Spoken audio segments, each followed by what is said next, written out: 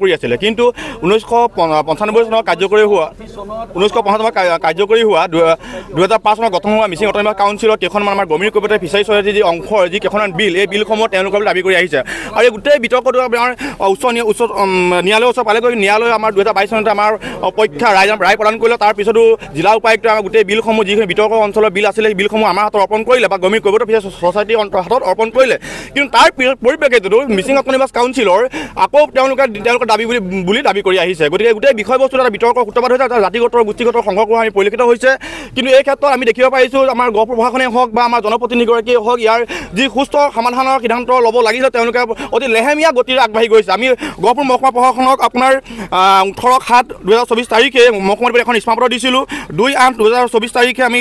বিধায়ক মহোদয়ক এখন স্মাৰকপত্ৰ দিছিলোঁ তাৰ লগতে আমি বিশ্বনাথ জিলা উপায়ুক্তৰ লগত আমি আলোচনা বহিছিলোঁ কিন্তু তেওঁলোকে আশ্বাস দিছিলে যে 16 আগষ্টৰ ভিতৰত গোটেই বিষয়বস্তুটো এটা সমাধান পথ দেখাব কিন্তু আজি পৰ্যন্ত 19 তাৰিখ হ'ল আজি পৰ্যন্ত তেওঁলোকে কোনো ধৰণৰ সমাধান কৰি নিদিলে গতিকে আমি আজি গহপুৰ মহকুমা অনুগত ছাত্ৰ সন্থাৰ উদ্যোগত এটা অৱস্থান কাৰ্যসূচী লৈছোঁ কাৰ্যসূচীৰে মূল কথাটোৱে হ'ল যে আমাৰ যি সমস্যা যি জাতিগত সমস্যা যি মীন মহলৰ যি সমস্যা এই সমস্যা সমাধান হ'ব লাগে যিমান পাৰে সোনকালে সমাধান কৰি দিব লাগে আৰু অসম চৰকাৰৰ বিভাগীয় কৰ্তৃপক্ষক আমি দাবী জনাব বিচাৰিছোঁ আজি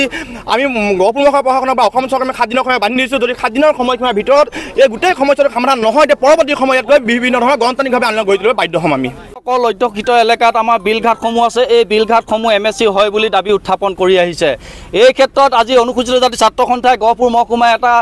অৱস্থান ধৰ্মঘট কাৰ্যসূচী হাতত লোৱা হৈছে আৰু এই বিষয়টো আমি অসম চৰকাৰ মীন মন্ত্ৰী আৰু লগতে সন্মানীয় বিধায়ক উৎপল বৰা আৰু লগতে বিশ্বনাথ জিলা প্ৰশাসন গহপুৰ প্ৰশাসনক আমি দাবী উত্থাপন কৰিছোঁ যে আমাৰ যিসমূহ সম্পদ বিলঘাটসমূহ আমাক ঘূৰাই দিয়াৰ ব্যৱস্থা কৰিব লাগে কিয়নো জাতিগতৰ মাজত এটা সংঘৰ্ষ হোৱা এটা আশংকা হৈ পৰিছে এই ক্ষেত্ৰত আজি আমি শৃংখলাবদ্ধভাৱে প্ৰশাসনক দাবী উত্থাপন কৰিছোঁ অনতি পলমে আমাৰ যিসমূহ প্ৰাপ্য অধিকাৰ দিয়াৰ ব্যৱস্থা কৰিব লাগে দেখা পোৱা গৈছে যে সন্মানীয় বিধায়কগৰাকীয়ে আজিকো প্ৰতি কোনো গুৰুত্ব প্ৰদান কৰা নাই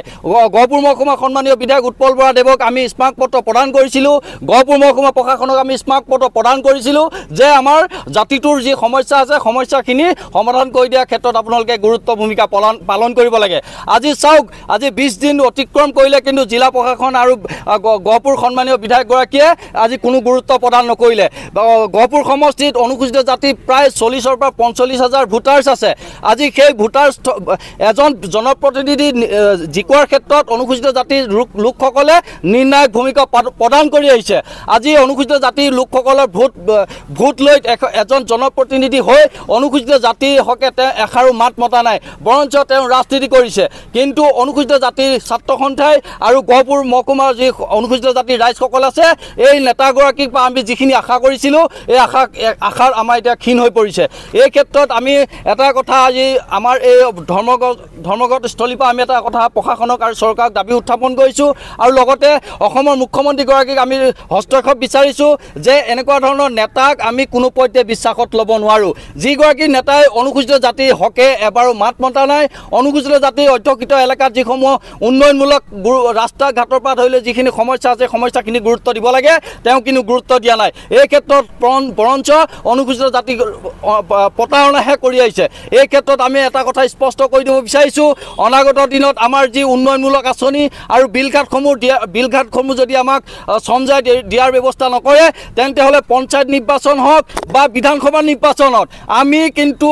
বিজেপিৰ বিৰুদ্ধে কিন্তু ভোট প্ৰদান নকৰিবৰ কাৰণে আমি ৰাইজক আহ্বান জনাম আমি বিবেক ভোট প্ৰদান কৰিবৰ কাৰণে আমি আহ্বান জনাম এই কথা স্পষ্ট কৰি দিব বিচাৰিছোঁ তাৎক্ষণিকভাৱে যদি আমাৰ সম্পদটো যদি ৰক্ষা কৰাৰ ব্যৱস্থা নকৰে জিলা প্ৰশাসনক বা বিভাগীয় কৰ্তৃপক্ষই অনাগত দিনত কিন্তু আন্দোলন